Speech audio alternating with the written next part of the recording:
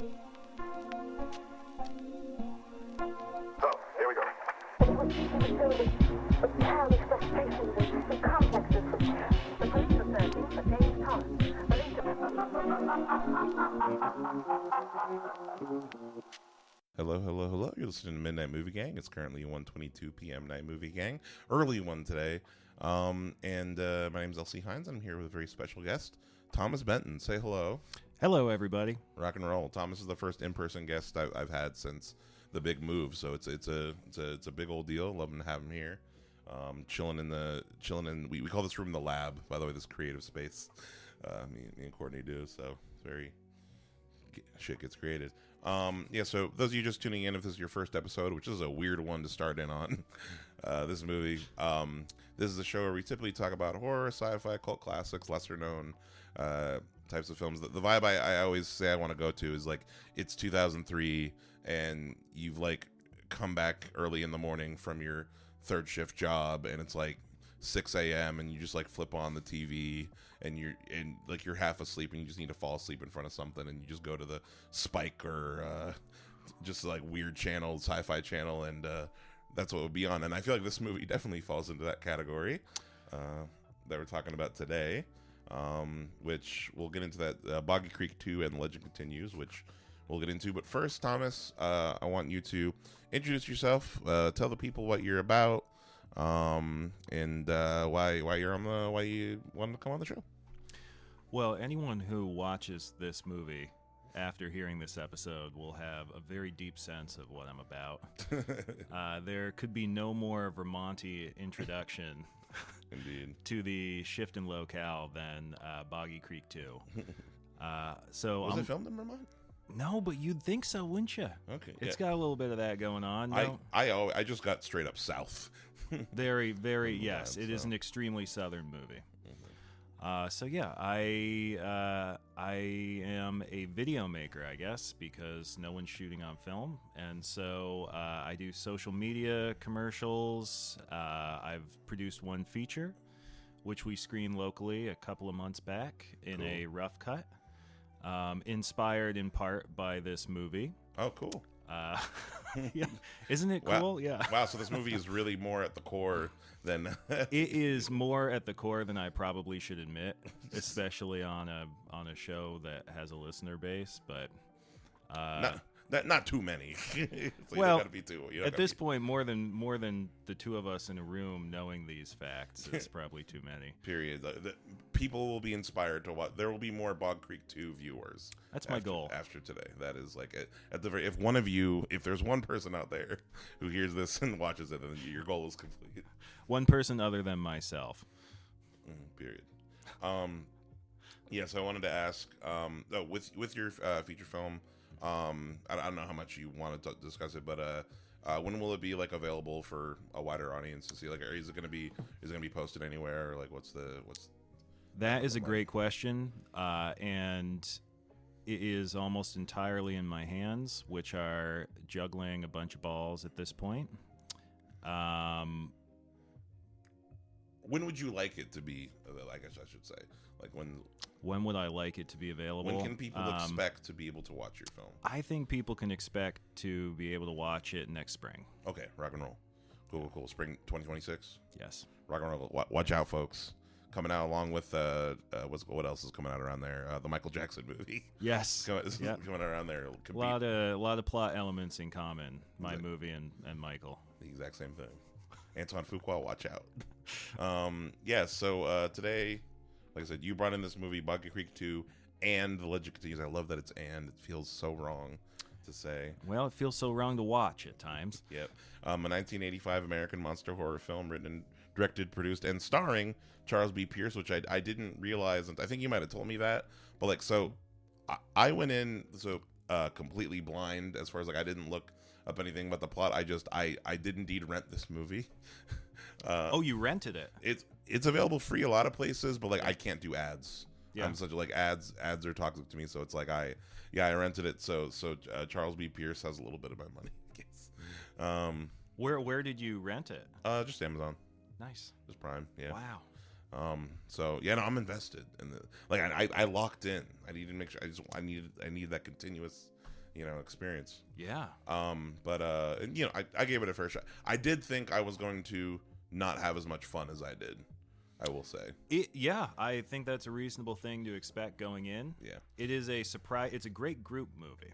I can imagine. I watched it completely alone in my house this morning. There's a strange intimacy to watching this movie alone, but immediately while I was watching, I was like, oh man, I can't wait to show this to people. Yes. And like to bring people into my into this secret. It's almost like an H.P. Lovecraft relic where, they have to share the madness to be free of its bond. Exactly. Yeah, no, it is a curse. Like, I really feel like I just need to go out and share this movie with everybody. This movie is also available on, what's it called? It's a Vinegar Syndrome release, which, somewhere, which I don't know how much is if I wanted the Vinegar Syndrome. Ooh, actually, it would be a bit now because I'm pretty sure it's out of print. I think it was a limited run. Oh, so it's got to be extra for... Let's see, Boggy Creek II, $24.99 from... No, you can... Oh, no, you can't. Yeah. Can't. Ooh, that cover's pretty cool. Yeah, right? Oh, yeah, no, they got the face just right. The uncanny face. So, yeah, I want you to tell me about... Sorry, weird way to say that. Tell me about your first time seeing this movie. Who introduced it to you? What did you kind of expect going in? Like, what did you... What experience were you trying to get out of the movie when you first saw it? Tell me about your first time seeing it. Well, it was sort of a cheat up front. This is sort of a two-part story because I actually might be the only person who was ever exposed to it, sort of forgot about it, and then came back to it. I think many people would rather forget about it and then forget about it. But in my case, it was shown to me through Mystery Science Theater. Oh, okay. Yeah, no, that's a big section on them. We've got the Wikipedia page up, so that's where I look through that. So in my opinion, I have a sort of both mental and somewhere written down list of Mystery Science Theater episodes, and I would say this is number 2 on my list. Every joke's a banger. This was just rife for their mockery, and so I saw this as a kid, and like you said, it's such a fun group movie because the elements of it are so, everything's so exaggerated. Yeah. And it really stands, like a lot of elements really stick with you in a weird way. Mm-hmm. I'm sure you'll find by the end of the week, you'll be like, oh, what's that great movie I watched where this scene happened? Oh, it wasn't a great movie. It was Boggy Creek II. I bet that have you ever seen Sasquatch Sunset? Yep. Yeah, I feel like the filmmakers there definitely got more than a little inspiration from... I can't imagine how you wouldn't, because I think really the biggest Bigfoot movie ever was the original Boggy Creek. At least financially, I know it was. I would like to argue Harry and the Hendersons is the... Oh, shit, dude. I didn't even think about that. As far as like who he haunts my nightmares. Wow. Yeah. I wonder in terms of profitability, I bet Boggy Creek beat it. They made the original Boggy Creek for about $200,000 and it made about $40 million at the box office. But Harry and the Hendersons would have made some cash too. Yeah, it would have made more. It's got John Ritter's the dad in that one, right? Yeah. John. Yeah. If this movie, what's it called? Charles B. Pierce is giving maybe a little John Ritter in this. So to continue, I guess. So I Mystery Science Theater, and then somehow down the line, I think I was doing a slasher movie dive, and Charles B. Pierce did The Town That Dreaded Sundown, which is one of the proto slashers in the mid '70s. And in digging that, I was like, wow, shit, actually, this is pretty cool. Is Boggy Creek II cool? And I went back to Boggy Creek II and was like, well, I don't know if cool is exactly the word I would use, but... Did you ever see Boggy Creek 1? Was Boggy Creek 1 ever? I did see Boggy Creek 1, finally. It is it's like an art film. Okay. Like, this is very much like Hollywood got the rights to Boggy Creek and did like a blockbuster remake. And been like, okay, we don't have Jason, but we do have the Boggy Creek. Because something I was noticed is like, this is literally the structure of a Friday the 13th or a Texas Chainsaw Massacre, but well, Charles B. Pierce has a weird thing in his movies too, where he kind of uses the same structure, which is basically a lack of a structure. He tends to have like a kind of a grab you by the throat opening, and then a traditional intro, and then to tell things a lot through setup and flashbacks, almost like you're sitting around the fire telling jokes. A little bit of like, there's definitely an anthology vibe he's trying to go for. Always, yeah. It's funny though, because I feel like it doesn't work as much as like like I don't know if you can call each of the kills like its own short film, because like I feel like they are so quick, they're so abrupt, and they're so removed from the story they have going on. Well, especially in this one, the flashbacks usually don't even end in some sort of kills, and the one that does, there's the one where they're changing the tire. Yeah. And one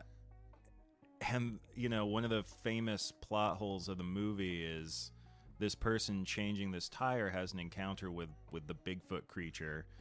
And we see the flashback of all these flashbacks are supposedly eyewitness accounts, but at the end of this flashback it says and she never regained consciousness. Oh yeah, so, I do remember. So how do we know what happened? I do remember thinking that was odd. Maybe there was like they never say if there's like an onlooker or anything. No, just Bigfoot. Bigfoot called it in himself. They could just read her mind. Oh, exactly. Yeah, no, the Boggy Creek creature must have like called 911 like, "Hello, there's been an accident." Don't leave this one out of the book. the 911 operator just hears like or some shit. It's Jimmy again. Hang up. Just it's them boys causing trouble.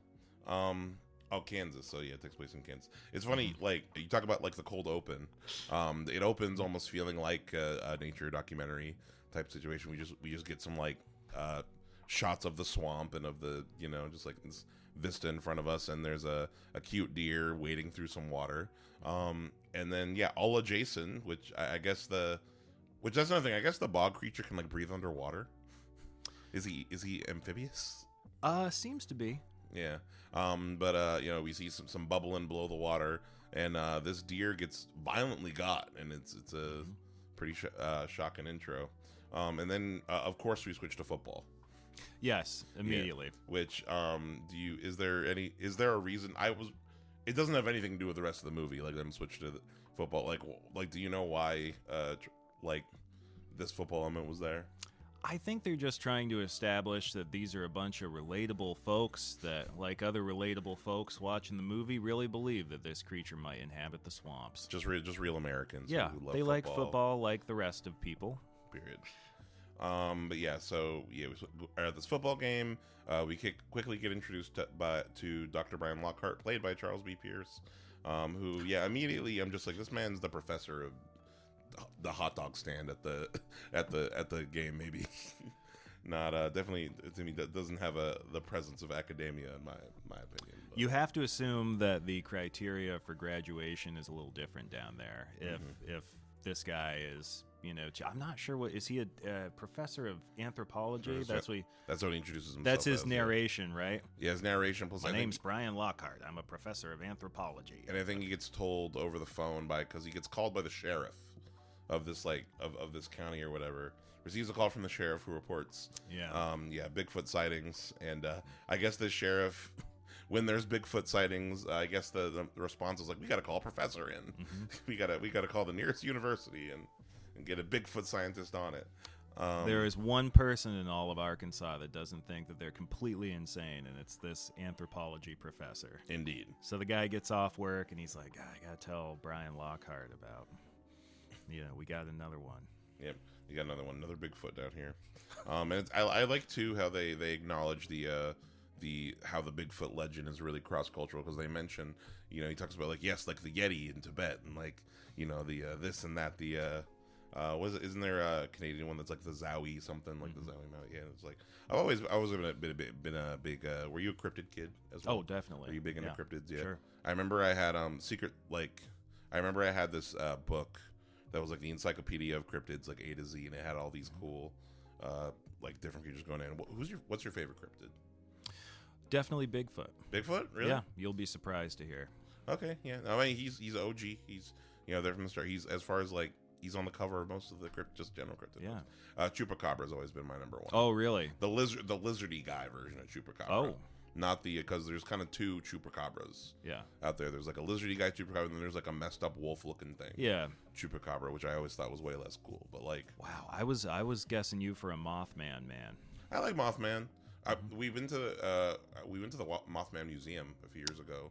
It's in Pennsylvania, and they have like a big statue of They have like a big Mothman statue there, and it's tradition. You got to take a picture with Mothman's butt.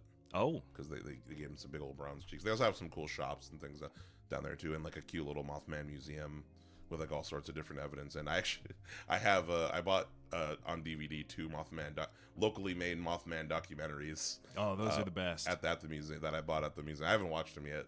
Have you guys done Mothman prophecies on here?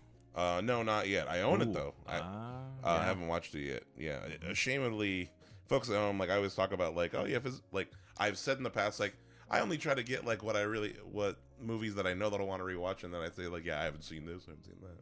So I'm just lying to my peoples. What's it called? Sorry, folks. Yeah. So we get introduced to Dr. Lockhart, and he recruits the help of 2 students. Tim, who I was hoping that the Tim's whole thing is like he doesn't put a shirt on until like maybe 30 minutes through the movie, and I'm like, is this man just gonna be shirtless throughout this whole thing? He puts on a shirt at a few points, handful of points, but he's very clearly excited to be out of the shirt. Yeah, he with Tim and Tanya, who are his students, and Tanya's friend Leslie, who is the most annoying character in this movie, which we'll get to, I'm sure. Yeah, so I did a little bit of I just like I was able to look at one video review of this movie before going in. I usually check to look in behind the scenes. So Tim is Charles's son, right? Yes. Is that a thing? And then is the actress that plays Tanya, was his wife at the time? Is Tanya the one that's actually a student and Leslie is her friend? Yeah. So it's her friend that Yeah. was his wife. Did I say Tanya? I meant Leslie. Yeah. Immediately right away we get some of kind of Lockhart's misogyny coming through, as far as like, you know, he's immediately judging like, you're wearing that on this, you know, kind of expedition type of deal. And they're all going to hunt for Bigfoot, which, by the way, overall with Leslie, I think the main thing is like she knew what she was getting into with this Bigfoot hunt, and she's just, as soon as they get there to this town, they set up camp, all she's doing is complaining, like, we need to get a motel, this and that. I'm like, no, well, you're just a guest on this ride. You know, this is the Bigfoot train. Mm-hmm. Yeah. But yeah, how do you feel about the characters in this movie, our ragtag team? How do I feel about them? Well, they're an interesting bunch. You know, I think it's interesting that Charles' son seems to have an allergy to wearing clothes on his upper body, and Charles himself seems to have an allergy to wearing clothes on the lower part of his body. Yeah, there's some short shorts. His shorts really barely qualify as you know, outerwear. Yeah, it made me think of what is it, like whenever I rewatch Rocky 3 during like the training scene on the beach, like those short shorts on Apollo Creed's like when men were men. Yes, yes. I will say that Apollo Creed and Dr. Brian Lockhart are many worlds apart. I would love. What if we could somehow fuck AI, but like, what if we could get AI to switch, like put Carl Weathers into Boggy Creek as wow, a very different kind of movie. Yeah, it would have a bizarre credibility all of a sudden. So yeah, one of the Tanya actually she has kind of an interesting story as an actor. Mm-hmm. Her character isn't interesting, although she's probably the most reasonable person in the movie. And then yeah, she has her annoying friend. It's really the supporting characters as usual that stick out. That's kind of a Charles B. Pierce hallmark. Yeah, he's just like a man who's good at everything in this for sure. It definitely, like, he's given himself a power fantasy. He needed a little pat on the back. His winning streak of the 70s, he had sort of a really bizarrely, like, an unparalleled level of profitability for about 10 years. In the indie market, no one could touch him. And then he made The Norseman with Lee Majors. And the Northman, wow. I keep hoping that somebody tries to watch that and ends up with The Norseman instead. But they would be one of the few people that have seen it, which is why that one tanked at the box office, and Charles had to go back to his original hit, Boggy Creek, and make the legend continue. And so it's kind of not surprising that he's, you know, making himself into kind of a Dirty Harry in this picture, which actually connection, supposedly the "Go ahead, make my day" line from Sudden Impact was written by Charles B. Pierce. Oh yeah, I read that. skimming through his Wikipedia and I read something about that. Yeah, no, that's crazy. His closest shot to fame, I guess. Yeah, yeah. Closest shot to legitimacy. But yeah, so I'm trying to remember exactly. Wikipedia has this laid out super poorly. Wikipedia doesn't even mention when the girls steal the Jeep. A pivotal scene in the movie. Yeah, a pivotal scene for whether you're going to make it through the rest of the movie. Exactly, the one where it's like if you can get through here, you can get through anywhere, and it's yeah, very clearly. Charles also doesn't have a lot of faith in the abilities of women as well is another thing because like they don't know how to drive. They like both of them are like, do you know how to drive the Jeep? I don't know how to drive the Jeep, and like just arguing over like how to do certain features, just like really embarrassing. I don't think I've rarely wanted to help any woman on screen so much as I wanted to get in with those gals and be like, we're all friends here. No one was supposed to. This isn't something you learn in school. You know, like, let's all work it out together, and let's not tell Charles, because he already has so little respect for us. Period. Yeah, no, he, what's it called? Yeah, no, they're just bickering the whole time. Like, these characters are like, especially, like, with it, even, Tanya has moments where it's like, well, you got convinced by your dumb friend to go do this. Like, she's yeah, just ridiculous. But yeah, no, really important scene. Oh, yeah, they set up their sonar system. Or on those, I was wondering like what it was going to look like. Like, are they setting up cameras? Or are they? But it turns out it's just like the cheapest version of the motion detector from Aliens. They have their like sonar system that like checks for weight. I think, which I guess as far as like if I could say anything was like legitimate scary in this movie or something that I think like as far as like I could give a point to is like I'm always a big fan of like either actually the scene where the creature is coming after Leslie, like they're all spread out testing. I think like they're all spread out in the woods, and then he sees the creature like going towards her, and he runs out there with a shotgun. I was getting big Dallas from Alien vibes speaking of the motion detector. Yeah, like when he's in the tubes, even like the scream she does, like "Come on, get back, Dr. Hart." Yeah, reminded me. I was expecting. I never would have made that connection, but it really is like the lazy Southern professor version of that, where it's it's a fixed monitor. He's not going out to do any of the measurements. They're all out there in the field. He's back in the trailer in his shorts, sipping just the course. Chilling. Yeah, just chilling in his nice trailer outside. Which does that thing not have AC? I remember because earlier Leslie was complaining like, we gotta go to a motel. It's too hot out here. No, they put all their money into the computer system. That's true. Yeah, and beer. Yeah, and beer. The most important things. And no money on shirts either for Tim. No, big cost savings with Tim. Exactly. The shirt budget's so low. But yeah, so we get multiple stores. So this doesn't say that, but yeah, basically we get four. We mentioned them earlier. Like there are four little vignettes. So I wouldn't even necessarily call them anthologies. Like little vignettes of encounters that people have with the creature. We mentioned the one with the flat tire. What's it called? My favorite one is definitely the outhouse one. That was the funniest one. Oh wow, that one landed with you, huh? Yeah, no, just like I don't know. It reminded me a bit of it gave me a little bit of the same energy as like this might sound stupid, Edgar from Men in Black, like going outside. Like, is he gonna go out and like challenge the creature while he's the creature's actually at first I thought like is the creature gonna be taking a shit in the house? Like he gets out there, he's like, the fuck you doing? Like creature's gonna get in the toilet. That would have been an improvement on the scene. Yeah, I wish you were there to whisper in Charles B. Pierce's ear. Yeah. I don't know. I'll just remake Boggy. I'll make Boggy Creek II remastered, renew.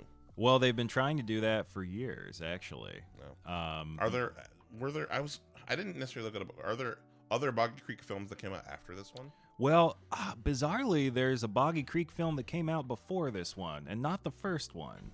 Oh yeah, Return to Boggy Creek. Return to Boggy Creek, because Boggy Creek made so much money that they did Return to Boggy Creek.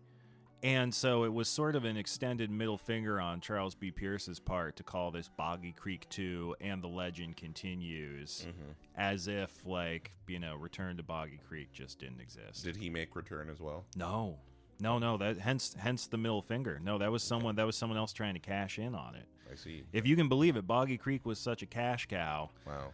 That they had external producers being like, I want some. Maybe if you look at the franchises that like the horror franchises that survived there, we have the new Halloween films. We got like a new Predator movie just came out. Maybe Boggy Creek we could have counted amongst them. But God, I hope so. Knock on wood. It didn't seem Freddy versus Boggy Creek Creature, Freddy versus Bigfoot. Well, the Boggy Creek monster has a name. And I don't think that they bring it up in this one, possibly because it was mocked so much in the original. But it's the Fook monster. The Fook monster. Which really looks like someone misspelled something else. We can swear on the show. Fuck. The fuck monster. Fuck monster. Yeah.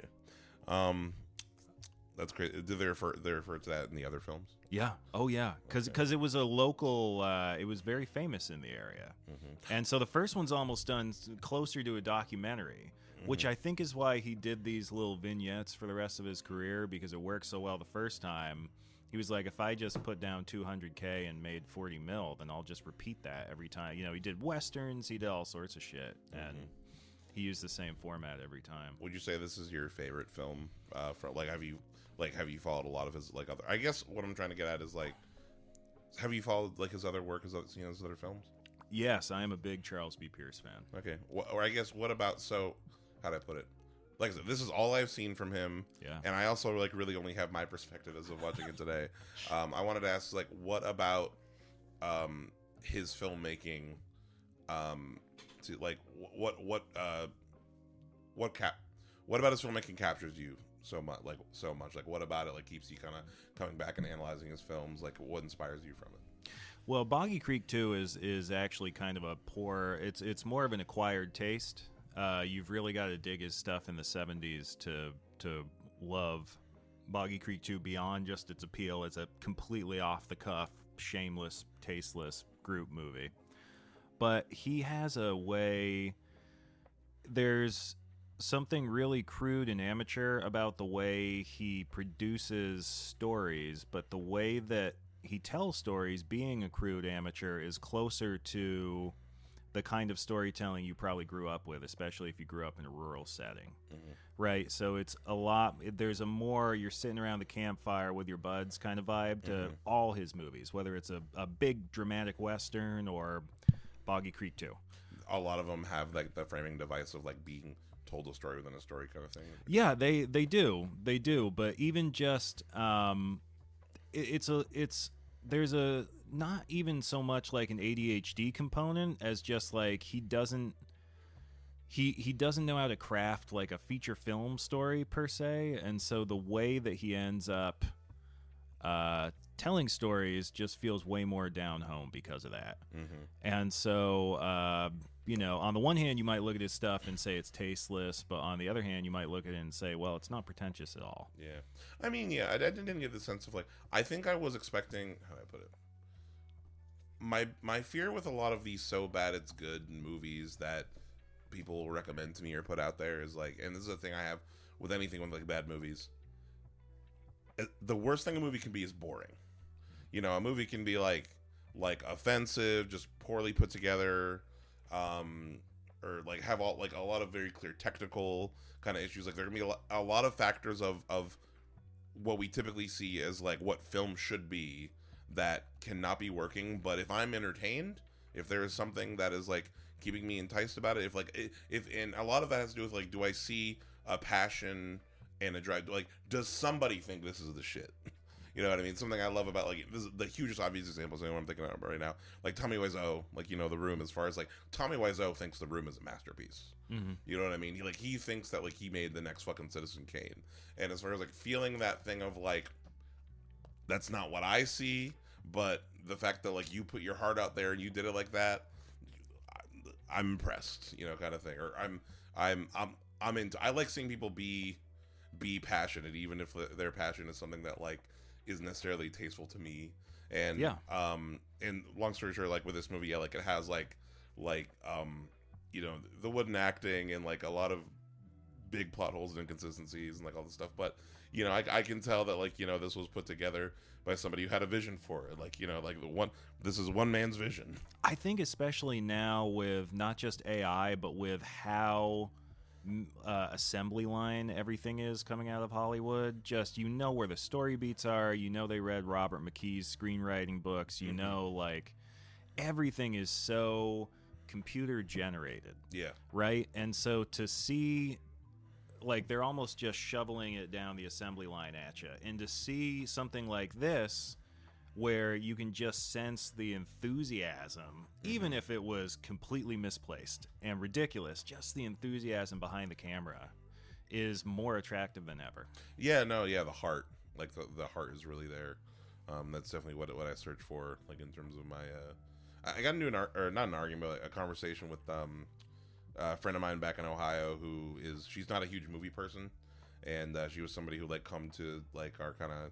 Like, we'd have friends over, like, watch movies all the time or whatever, and, like, she is the kind of person, she's a little bit younger than me, and she has an inherent bias that a lot of people do to older films in general. And actually, we had, oh, damn, I feel like I might be calling her out, because now I'm going to reference, we had her on an episode, and I'm not gonna name her, but, like, our Karate Kid episode, we did a old versus new Karate Kid. Oh. Jaden Smith Karate Kid. And it's a thing where it's like, I personally like both those movies, but I am of the opinion, and I think like consensus would generally be that the original Karate Kid film is like objectively superior in certain ways. I think the biggest way, like in terms of the characters, like I think the biggest things like the villains in the original Karate Kid are fucking iconic and incredible, like Kreese and Johnny, and then I think the villains in the new Karate Kid are significantly flatter than and that's like kind of the biggest point.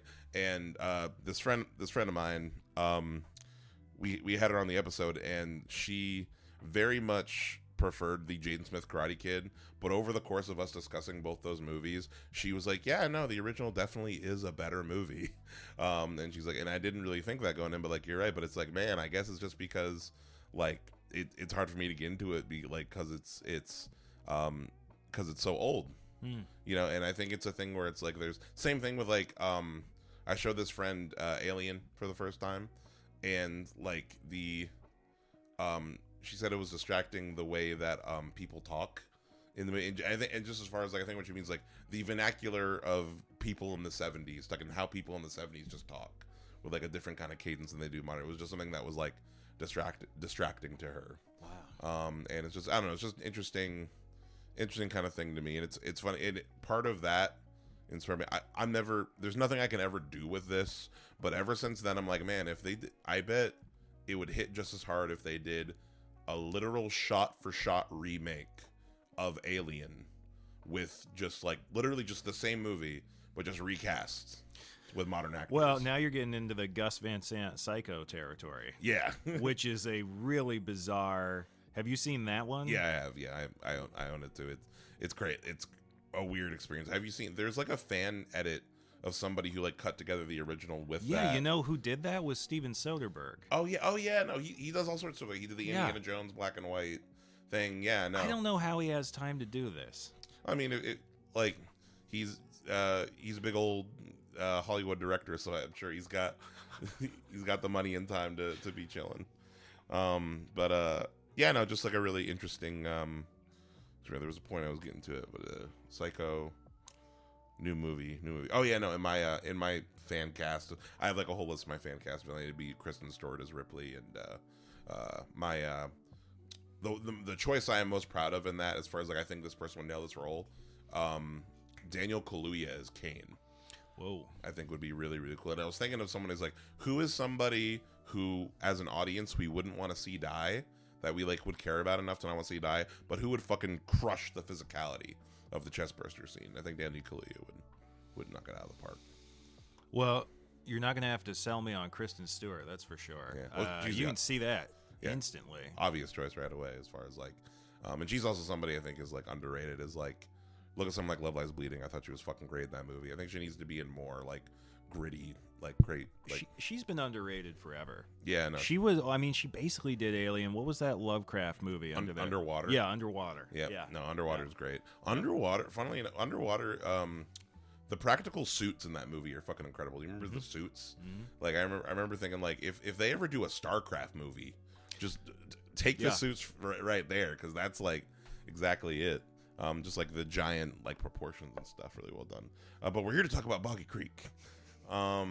Where the suits are not quite as striking. The suits are not quite as striking, the fits. Although who has, a fit that's memorable. Old Man Crenshaw. I want to talk about this section of the movie.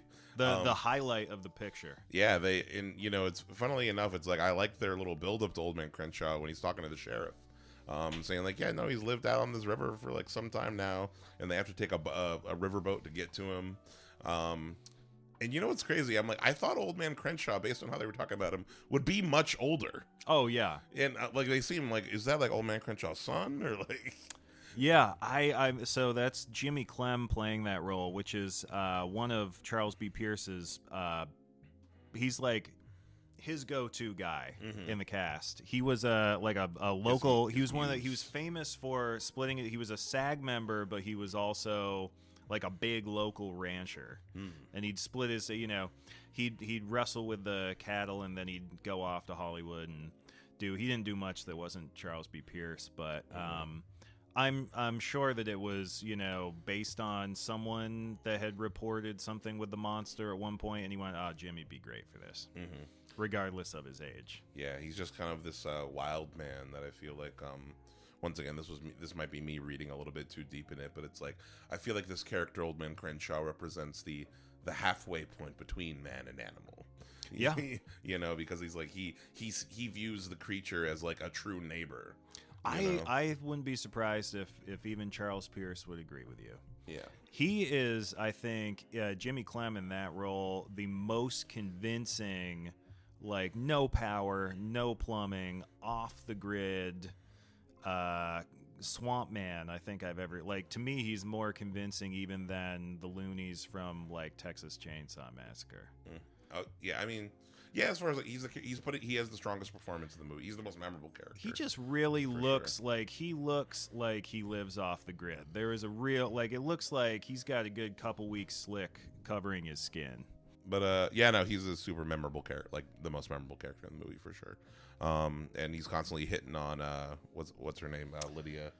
Oh, he loves Tanya. Tanya. He has that. I mean, that's my favorite part in the movie when he's passing around the chew, and everyone's like, "Oh my God, I don't want this guy's chew." And just she's been ridiculed and she's been put down, and she's putting her foot down, and she's kind of standing up, and she goes, "Oh, I'll take some," and she barely does. Yeah, she's gonna throw up in a matter of seconds, but in those seconds prior to that, he gazes at her lovingly, and he says something along like, "That's a man's kind of woman." I think he said. All right, there's a man's kind of woman. Yeah, no, he's a crazy man. Crazy wild man. Yeah, he talks about he lives just isolated in this house all alone.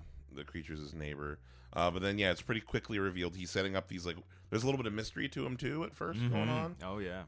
He's got some shit going on. He's setting up these like big fires all around the house, and they're gonna stay there because there's a storm coming in. I just realized something. This movie, it definitely is. It's a slasher. None of the main characters die. All of the slashing, quote unquote, is just the flashbacks, really. Yeah, I haven't thought of it as a slasher, but you definitely could. And yeah, nobody dies. Nobody dies at all, really. I don't think even Crenshaw makes it out. Wasn't there one human kill at the end, or am I crazy?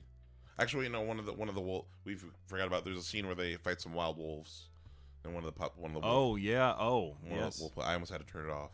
Yeah. It was tragic. Yeah, it gets heavy. Yeah.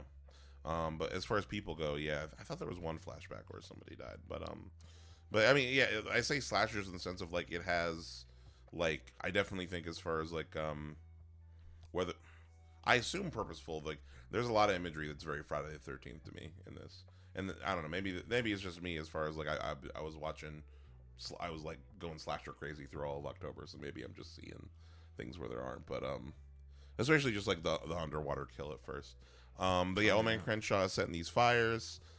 He pulls Dr. Lock. Oh, and him and Dr. Lockhart definitely have this dick measuring contest going on between them, as far as like there's like this whole thing of like, I respect you as a man, like, and the only, I wouldn't say it's a cool moment, but a moment where like he thinks Old Man Crenshaw thinks that he's the IRS. He's like, you're not the, remember, he's like, you're not one of them revenue boys, are you? Which always makes me curious. I'm wondering, did the IRS come down the river in a boat to, like, get after him? Hard to say. Would they care? I would think that would be the way you duck the IRS. Is go live in a disheveled riverboat house? Yeah. Yeah, would they be able to get you there? You know, I think here's the thing. I think they'd get you now. I don't think they care back then. Is my answer. Well, I mean, now they could probably just send a drone over to drop you off some paperwork. Exactly. Yeah. No, it'll just fall out of the sky, and they'll come back for it for sure. Yeah, and then Jimmy would just toss it into his fires. Indeed, that's true. Yeah, you ignore it, and then he'd befriend the Boggy Creek creatures, and then they'd defend against it. That's how we take down the. I mean, that's the remake right there. Yeah, boom. The wow. Boggy Creek Strikes Back. Creek Strikes Back. Very timely. With Boggy Creek representing the entirety of the country right now. Period. Wow. Yeah, big old Civil War. Get out of here. Yeah. The Boggy Creek 3. Wow. The Revolution. And the revolution begins. Yeah, the revolution will not be televised. It will be in the swamp. But what's it called? So yeah, so we get Old Man Crenshaw, who once again, like he's younger than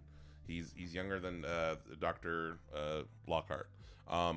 Takes him aside into a separate room and reveals that he has the baby creature chained up in all injured in his little shed, which I do remember thinking during the movie with all the flashbacks, you see the baby creature most of the flashbacks, and I remember when the few times you do see the creature, I'm like, he doesn't have the baby. I wonder, and that was on my mind. So here's the thing, I didn't expect the movie.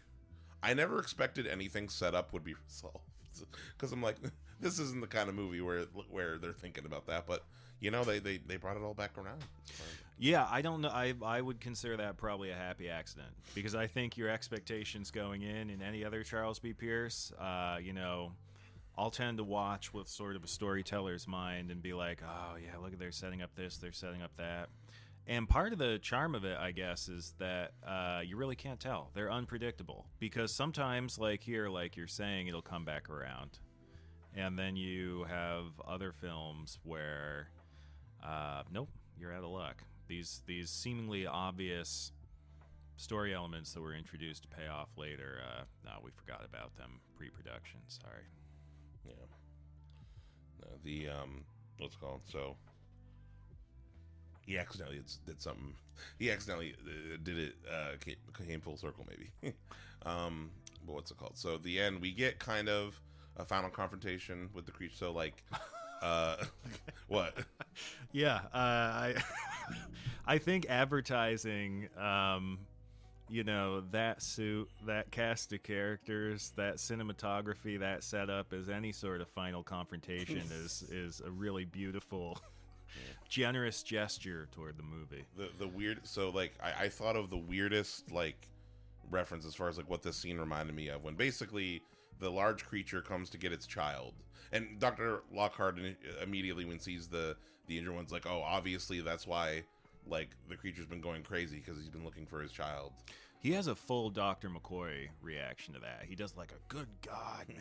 Good God, he's dead, Jim. No, that's true. He does have a whole like, my God, which I feel like at this point in the movie, it was kind of weird, because they never gave me any reason to think that Dr. Lockhart actually gives a shit about the life of the creature.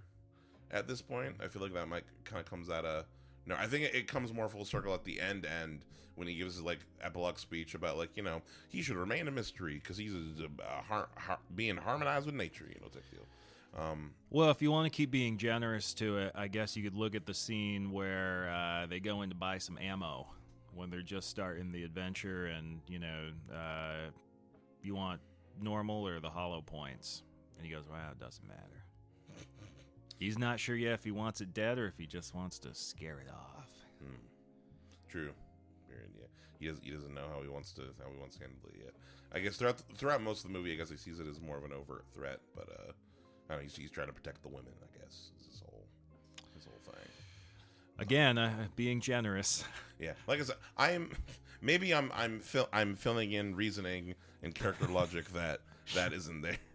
You're doing all the reasoning that Charles B. Pierce did not. I've been told I have a tendency to give movies a lot of the benefit of the doubt, as far as like I'm quote unquote too easy. That's why oftentimes on my Letterboxd I wait a few days, usually after I see a movie, before putting it on Letterboxd, because coming right out of a movie, I usually like it way more than after a few days. Like, especially because like how much a movie sticks with me after a few days is like a big element of like how like going into how much I like it. You know?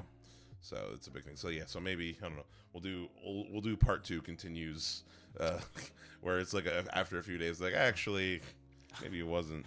But what's it called? So the final confrontation. What it reminded me of was like the Boggy Creek creature busts down the door, wants his baby back. Immediately, what I'm thinking is like, oh, this is Jurassic Park 2 with the baby T-Rex. when the incredible.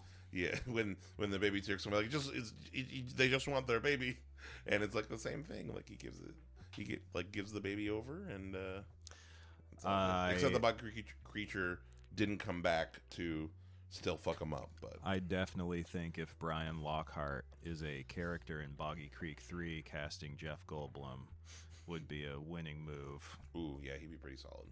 Wow. Yeah. Yeah, no, I can't think of anyone who could bring the.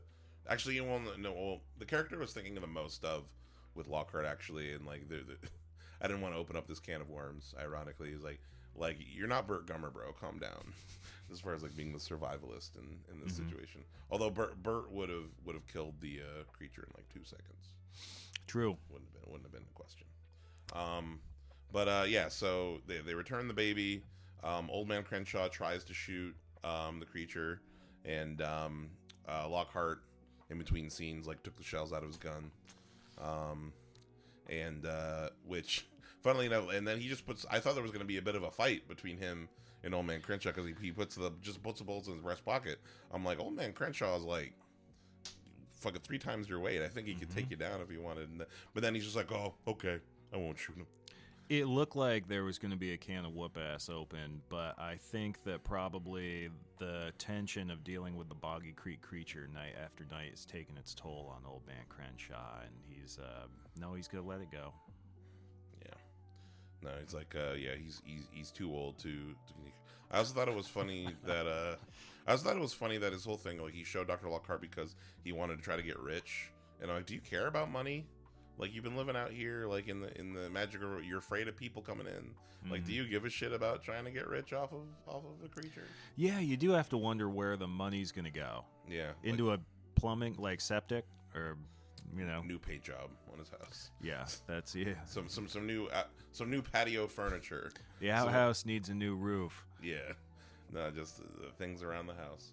Yeah, and then, like I said, so, there's that final confrontation, and then the movie ends with this little epilogue of their float away on the river, and basically Lockhart just decides that, like, yep, I'm gonna keep shut about these encounters that I've had because these creatures should stay in mystery. They're a natural part of the world, and they should stay that way. Kind of a reverse Indiana Jones. Like, they shouldn't be in a museum. You kind of wonder what that's going to do to his academic career. Seeing as he's sort of built himself up as like the local Bigfoot resource, and I'm sure the University of Arkansas or whatever gave him like some grant money to go on this Bigfoot hunt. And it was like, yep, didn't find shit. Yep, he's going to be the new football coach probably. Period. Yeah, downgraded from he was actually.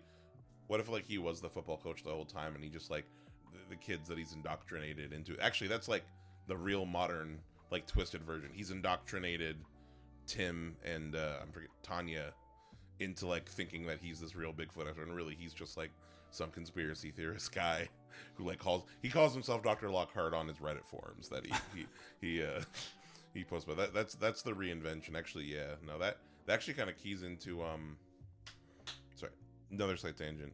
You'd love this show. Have you ever listened to Story Break, the podcast? Oh yeah, I have actually. Yeah, they have a flat Earth episode where one of the concepts they go into is kind of a thing like that, where it's like you're following basically their concept, or one of the concepts that came up with was you're following a guy who runs like a flat Earth like Facebook group or like a big flat Earth like YouTube channel, and the dude finds evidence, like he doesn't really believe that the Earth is flat, but like he has this huge platform now, and he's like influencing all those people. He's just like in the machine, and it's kind of just like a character like study like from that angle. And I feel like what if you do the similar thing with you remake Boggy Creek like that, where it's just this crazy guy who like is obsessed with Bigfoot, but he's really just using it to manipulate people, sleep with the undergrads, fucking like that's his whole game. That's the fucked up. I feel like you'd have some serious trouble with the second and third acts in that one. Yeah, no, yeah, it would Be a little anticlimactic. Well, actually, what would be great is if he's been dragging him along the whole time, and then in the climax, when it seems like the gaslighting's gonna all come to play, they actually go into the woods and find it. Yeah, It rips him, pulls it, does like a predator, and just pulls his spine out. that's true. That would be pretty awesome. Yeah. That's how I want. That's how I want most movies like that. Any time where it's like any movie that's doing or any story that's doing like, is it real or is it just all just fake? I just always want it to be real. It being fake feels like if it's fake, it's like, well, why'd we waste all this time talking about it then? Yeah, period. Although actually the better thing to do is take it up a notch, which a movie like 10 Cloverfield Lane I think does that, where like they set up like, I guess we might do a Cloverfield episode soon, so I don't know if I want to you've seen 10 Cloverfield Lane, right? I have to go back to, well, yeah, I have, and at the time really did not enjoy it outside of John Goodman. But now that Dan Trottenberg's done like Prey and Predator Badlands, I'm like, oh man, I think the problem might have been with myself. Not necessarily. It could be like a style that you're not like super into necessarily. But I mean, I like 10 Cloverfield Lane. But the point is, the reason I bring it up is because that movie does that, where they set up like, you know, is the world actually a nuclear wasteland or not? Sure. And then it turns out it's not even that; it's aliens. Yep. Which like I'm a big fan of that, where it's like it's not even like you set up for it to be one thing and then surprise it's something else. Oh yeah. So like, because I had no idea that it was gonna go in that direction. What a wasted potential those Cloverfield movies. Because I don't know if you remember, but like J.J. Abrams and Bad Robot, their whole thing is like they were gonna do this whole anthology series of a bunch of Cloverfield films, and you know, I want to tell a quick story about 10 Cloverfield Paradox, and this is my last tangent.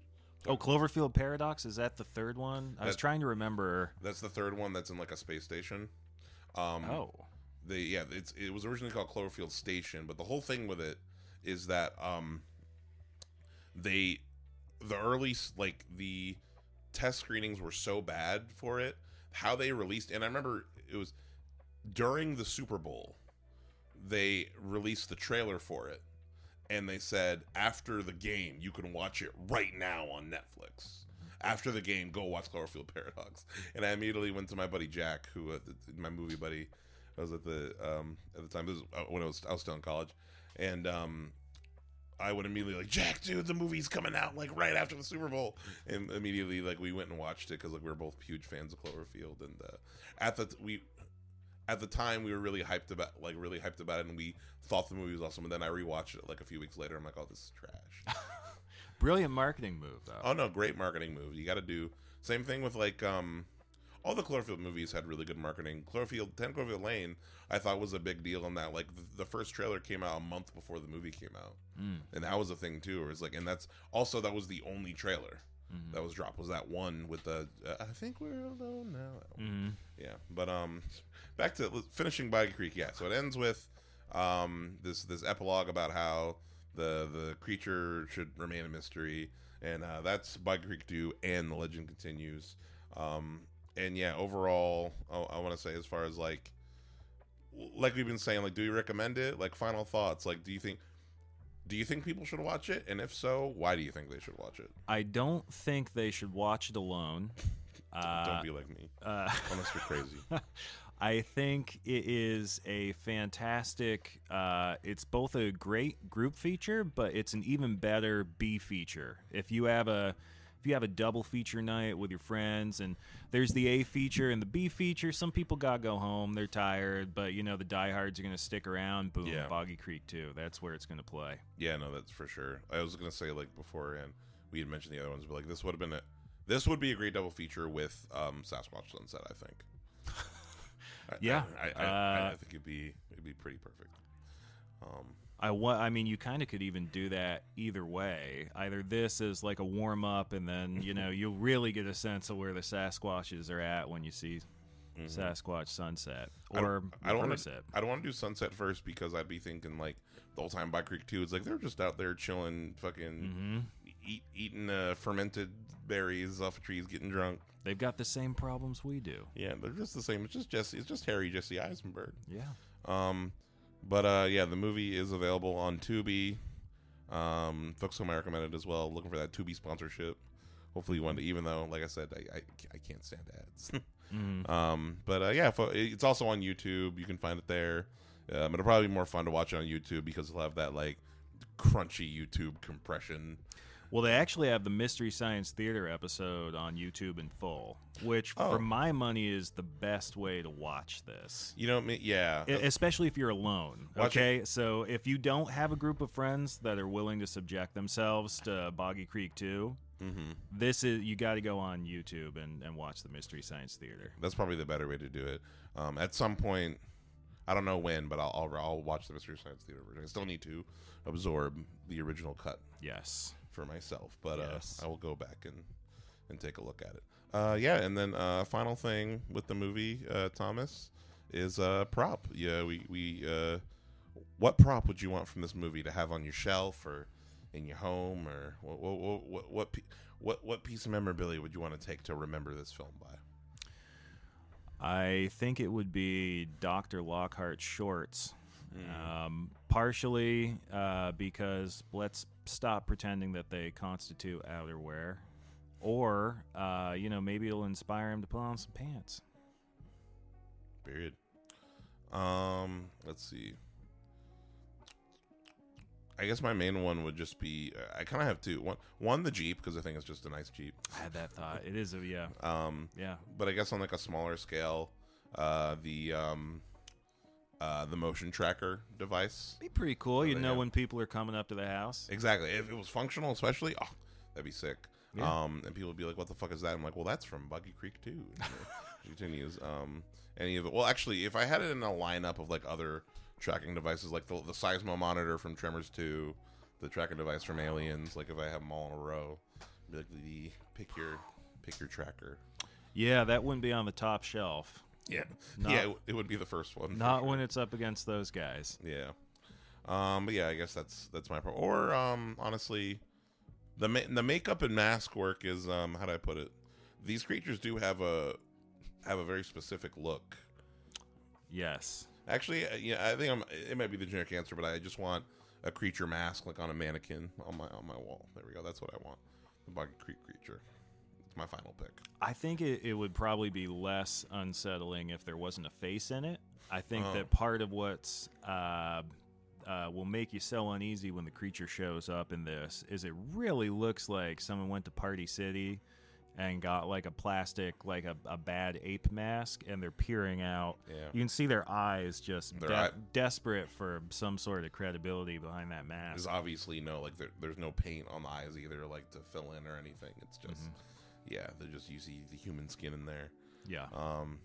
But I don't know. Memorable design, scary face. I think the golden eyes are what sticks out to me the most, as far as like they have like the kind of creepy yellow eyes.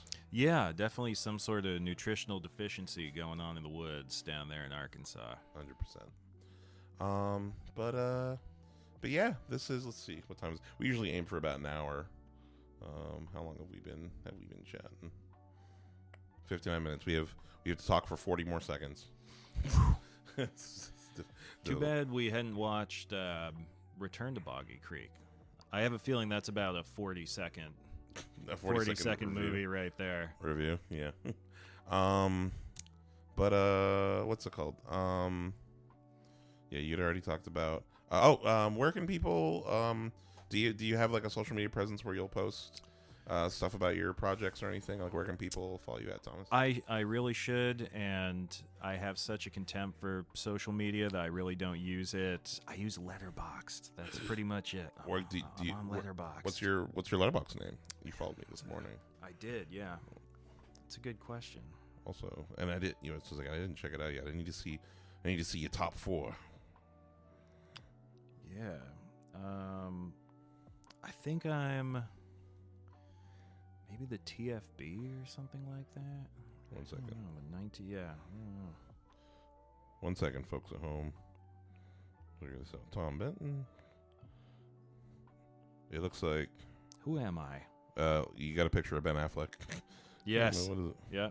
I think you're just Tom Benton. Oh, well, there you go. Yeah. So, yeah, folks, go find him on Letterboxd. Find me on Letterboxd. You got Once Upon a Time in Hollywood, Chasing Amy. Chasing Amy is very underrated. American Wolf in London, love that movie. Evil Dead, rock and roll. But yeah, folks, this has been Midnight Movie Gang. It's currently 2:23 p.m. Night Movie Gang. Yeah, this has been Boggy Creek. Check it out. Been here with Thomas. Folks at home, you can go to www.midnightmoviegang.com to listen in various formats, links to YouTube, or you listen right on the site, or Spotify, or Apple Podcasts, wherever podcasts are found. Also, check out the video store Etsy, where you can buy some custom VHS tapes of Love Lies Bleeding and Get Out, with more titles to come through soon. I think I want to throw in A Violent Nature on there next. I think that'd be a real good one. Yeah, no, just stay tuned for more content coming soon, and more new guests to come. A lot of new people now, especially locally, join the Franklin County Film Club, have wanted to come on and come on the social show. Be ready for some new voices and some good times. Have a nice night, y'all. Goodbye.